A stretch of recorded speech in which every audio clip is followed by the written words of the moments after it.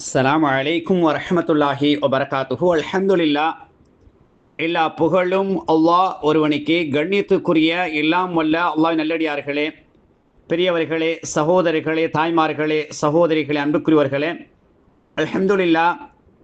அல்லாஹ்வுடைய உதவியினால் நபிகள் நாயகம் ஸல்லல்லாஹு அலைஹி வஸல்லம் அவர்கள் கற்றுத்தந்த துஆக்களை மனனமிடுவோம் என்ற முக்கியமான தலைப்பில் ஒரு நாள் விட்டு ஒரு நாள் ஒவ்வொரு துஆக்களை நினைவூட்டி அறிமுகப்படுத்தி, அந்த துஆவுடைய பொருள் என்ன, அந்த துஆவை எப்படி மனனமிடுவது, அந்த துஆவை எப்படி மறக்காமல் இருப்பது என்ற வழிகாட்டல் நிகழ்ச்சியாக தொடராக நான் உங்களுக்கு நினைவுபடுத்தி வருகின்றேன். அல்ஹம்துலில்லாஹ். இது 3வது துஆ.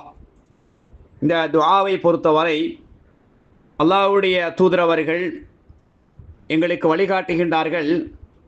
நீங்கள் இரவில் தூங்கி கொண்டிருக்கிறீர்கள், இரவில் தூங்கி திடீரென்று விழிக்கிறீங்க, திடீர்னு உங்களுக்கு முழிப்பு வந்துருச்சு. அப்போ இந்த வார்த்தையை நீங்கள் சொல்லுங்க என்ற செய்தி புகாரியில் 1154வது ஹதீஸ் இலக்கத்தில் பதிவு செய்யப்பட்டிருக்குது. இலகுவான துஆ, பாடமான துஆ தான், ஆனால் நடைமுறையில் இல்லை.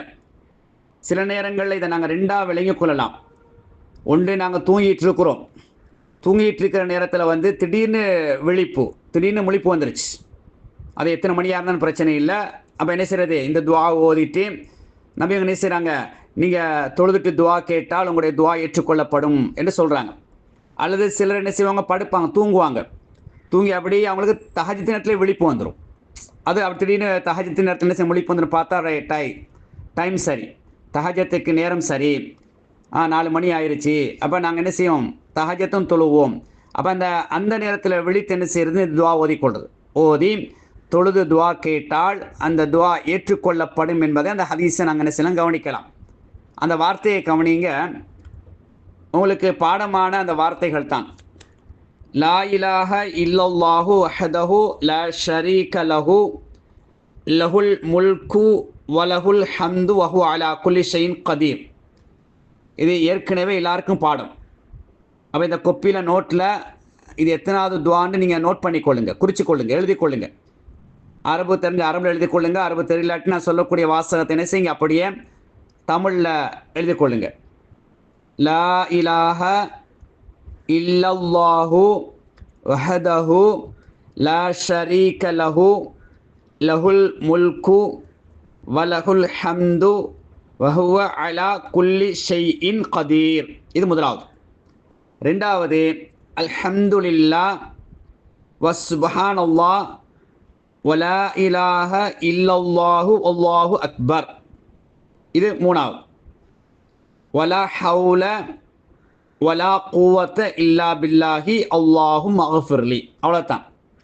இது லேஸ் தான். இது நீங்கள் உன்னிப்பாக கவனிச்சிங்கன்னா லேஸை இப்போ நீங்கள் பாடமாக்கிடலாம். இதுக்கு நீங்கள் டைமை மெனக்கிட்டு நீங்கள் பாடமாக்க தேவையில்லை. நல்லா உன்னிப்பாக கவனிங்க. முதலாவது வாசகத்தை கவனிங்க. லா இலாஹ இல்லல்லாஹு வஹ்தஹு லா ஷரீக லஹு லஹுல் முல்கு வலஹுல் ஹம்து வஹுவ அலா குல்லி ஷைஇன் கதீர். ஓகே தானே? இது ஏற்கனவே பாடம். இப்போ அடுத்த வரி அல்ஹம்துலில்லாஹ் வ சுப்ஹானல்லாஹ். இப்போ நாங்கள் தொழுகைக்கு பிறகு சுப்ஹானல்லாஹ் முதலாவது சொல்கிறோம், ரெண்டாவது அல்ஹம்துலில்லாஹ் சொல்கிறோம். அது அப்படி அவங்களுக்குள்ளே மாற்றி சொல்லுங்கள். இந்த துஆவில் முதலாவது அல்ஹம்துலில்லாஹ் வ சுப்ஹானல்லாஹ். இப்போ நாங்கள் தொழுகைக்கு பிறகு முதலாவது என்ன சொல்வோம், சுப்ஹானல்லாஹ் சுப்ஹானல்லாஹ் சுப்ஹானல்லாஹ் சொல்லுவோம். அதுக்கு அடுத்தது அல்ஹம்துலில்லாஹ் அல்ஹம்துலில்லாஹ்னு சொல்லுவோம். இங்கே இந்த லா இலாஹ இல்லல்லாஹ் அலா குல்லி ஷைஇன் கதீர்னு சொன்ன உடனே முதலாவது அல்ஹம்துலில்லாஹ். அப்போ தொழுகையில் ரெண்டாவது சொல்லக்கூடிய அந்த தஸ்பீஹ் முதலாவது கொண்டு வாங்க, அல்ஹம்துலில்லாஹ் வ சுப்ஹானல்லாஹ். அப்போ இதுவும் ஓகே. மூணாவது வலா இலாஹ இல்லல்லாஹு அல்லாஹு அக்பர். லேசான வார்த்தை தான், அடிக்கடி சொல்லக்கூடிய கேட்ட வார்த்தைகள் தான்.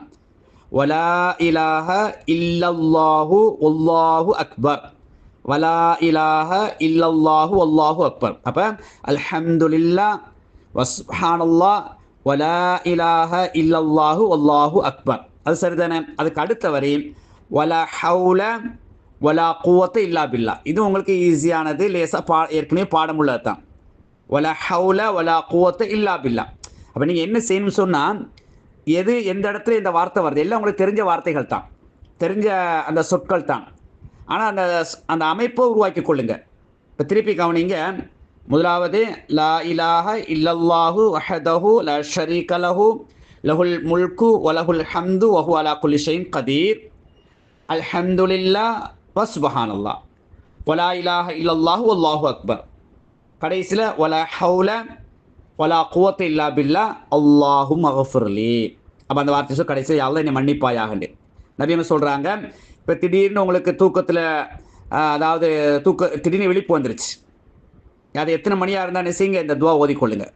டக்குன்னு நீங்கள் ஒரு கெட்ட கனவு கண்டுட்டீங்க, அல்ல திடீர்னு ஏதோ ஒரு கொசு கடிச்சிருச்சு, நுழம்பு கடிச்சிருச்சு, முடிப்பு வந்துருச்சு, டக்குன்னு இந்த ஹதீஸ் நிலவுக்கார் நடு ரசூல் இந்த துவா ஓத சொன்னாலே திடீர்னு விழித்தால் லா இலாஹ இல்லல்லாஹு வஹ்தஹு லா ஷரீக லஹு லஹுல் முல்கு வலஹுல் ஹம்து வலா குல்லி ஷைஇன் கதீர் அல்ஹம்துலில்லாஹ் வஸ்பஹானல்லாஹ் வலா இலாஹ இல்லல்லாஹு வல்லாஹு அக்பர் வலா ஹவுல வலா குவத்த இல்லா பில்லா அல்லாஹ் மக்ஃபிர்லி. அல்லது நேரம் நீங்கள் தூங்கி தஹஜ்ஜுக்கு தான் எழும்புறீங்களா, அப்படியே பெட்டில் உட்காந்து இந்த துவா ஓதிக்கொள்ளுங்க. ஓதிட்டு நபி என்ன சொன்னாங்க, இதை ஓதிட்டு நீங்கள் என்ன செய்யுங்க 2 ரக்காயத் தொழுது துவா கேட்டால் உங்களுடைய துவாக்கள் ஏற்றுக்கொள்ளப்படும் சொன்னாங்க. அப்போ உங்களுக்கு தஹஜ்ஜத் நேரத்தில் அமைஞ்சிருச்சுன்னா மாஷா அல்லாஹ் பெரிய சந்தோஷம். அப்போ தஹஜ்ஜத் நேரத்தில் துவா ஏற்றுக்கொள்ளப்படக்கூடிய நேரமும் உண்டு. நீங்கள் இந்த நேரத்தில் இதை ஓதி நீங்கள் அந்த தொழுது துவா கேட்டதுனால ப்ளஸ் பாயிண்ட் உங்களுக்கு என்ன செய்யும், அந்த துவாக்கள் அங்கீகரிக்கப்படுவதற்கு அது முக்கியமாக இருக்கும்.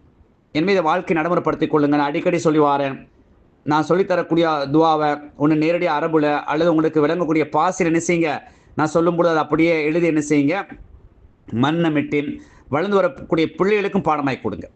இப்போ இருந்து உங்களை சின்ன பிள்ளை பாடமாக்கி என்ன செய்யுங்க, அவங்க இளைஞராக வரக்கூடிய நேரத்தில் அதிகமான துவாக்களோடு பயணிக்கக்கூடிய அமைப்பை ஏற்படுத்தி கொள்ளுங்க. எதையெல்லாம் நாங்கள் துவாக்களாக மரணமிடுகின்றோமோ அதையெல்லாம் வாழ்க்கையை நடைமுறைப்படுத்துவதற்கும் கடைசி நேரத்தில் கடன் இல்லாத நிலையில் லா இலாஹ இல்லல்லாஹ் என்ற கலிமாவை சொன்னலாக அல்லாஹ் தஆலா நம் அனைவர்களை மன்னிக்க செய்வானாக. வ ஆகிரு தஅவானா அல்ஹம்துலில்லாஹி ரப்பில் ஆலமீன். அஸ்ஸலாமு அலைக்கும் வரஹ்மத்துல்லாஹி வபரகாத்துஹு.